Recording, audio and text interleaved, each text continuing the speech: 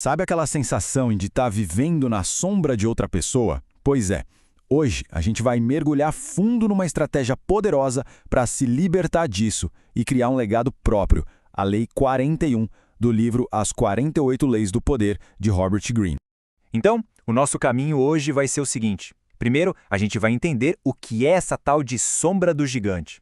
Depois, vamos desmontar a Lei 41 para ver como ela funciona, ver como aplicar isso na vida real e até fazer um teste. E no fim, a gente traça um plano para cada um seguir seu próprio caminho. Vamos lá? Para começar, vamos entender o problema de frente, o desafio central que essa lei se propõe a resolver. Pensa bem, pode ser um pai famoso, um chefe que todo mundo adorava, uma figura histórica. A sombra que essas pessoas deixam é enorme.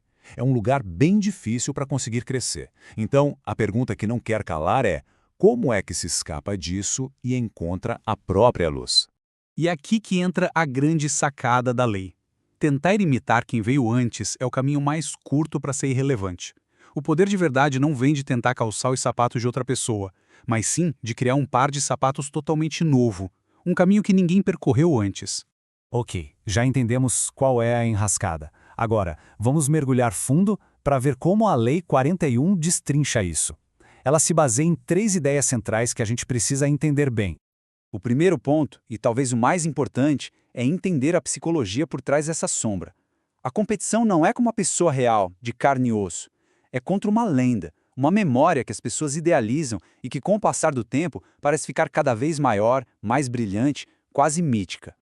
Se a gente segue o mesmo caminho, o destino é certo. A gente vira uma cópia desbotada. O original vai parecer sempre mais vivo, mais autêntico, a pessoa se torna só um eco e nunca a voz principal. E isso leva a gente direto para a segunda armadilha, a da continuidade. Quando alguém simplesmente continua o trabalho de outra pessoa, está no fundo admitindo que aquele era o melhor caminho possível. Na prática, é como entregar a própria autoridade de bandeja antes mesmo de começar o jogo. Então, qual é a saída? A ruptura. Uma quebra pensada estratégica com o passado. É preciso criar um contraste tão claro, tão nítido, que as novas contribuições sejam obrigadas a serem vistas e julgadas por si mesmas, e não em comparação com o que já foi feito. Beleza, a teoria é interessante, mas e na prática? Como é que a gente aplica isso de verdade no dia a dia? Bom, pensando na segunda-feira de manhã, em vez de só tocar os projetos que já estavam andando, que tal criar algo novo? Lançar uma iniciativa com a sua cara, bem diferente, que mostre para todo mundo que uma nova fase começou. Essa a diferença entre ser um guardião do passado e se tornar o arquiteto do futuro. Mas será que essa estratégia é a prova de balas? Vamos colocar um pouco de pimenta nessa discussão e testar os limites da ideia. Olha, a citação do livro é pesada, hein? Mate o pai dominador. Isso mostra a essência da estratégia, que é brutal, mas, segundo o autor, necessária. Claro, é importante frisar, estamos falando de algo simbólico, psicológico. A ideia é quebrar a influência, não a relação em si. Pois é, mas aqui vale a pena fazer o papel de advogado do diabo. Uma ruptura total pode ser bem perigosa. Agir de forma muito agressiva pode afastar aliados e criar inimigos que tinham interesse no legado anterior. A mudança precisa ser estratégica, não uma destruição inconsequente. É a diferença entre uma reforma inteligente de uma demolição sem plano. Então, vamos a um teste rápido para ver se a ideia ficou clara. Depois de um grande líder, qual o caminho mais eficaz para o poder? Imitar? Melhorar um pouquinho de cada vez? Ou criar um estilo totalmente novo e diferente? Dou um segundo.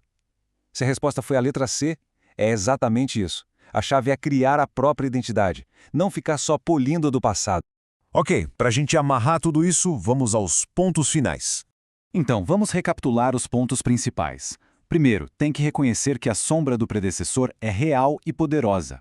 Segundo, é preciso rejeitar de propósito o caminho mais fácil, que é o da imitação. E terceiro, ter a coragem de criar uma direção completamente nova. O verdadeiro poder não está em seguir o mapa, mas sim em desenhar um novo. E para não ficar só na teoria, que tal um micropasso prático? Pensa aí esta semana em uma única coisa. Uma rotina, um processo, até um jeito de fazer reunião que foi herdado de alguém. Só uma coisa. E planeje uma mudança, mesmo que pequena, para deixar aquilo com a sua cara. É um bom começo. E com isso, a gente fecha a nossa análise da Lei 41. Na próxima, vamos mergulhar na Lei 42. Ataque o pastor e as ovelhas se dispersarão. uma lição e tanto sobre como neutralizar a influência de um grupo indo direto na fonte. Até lá!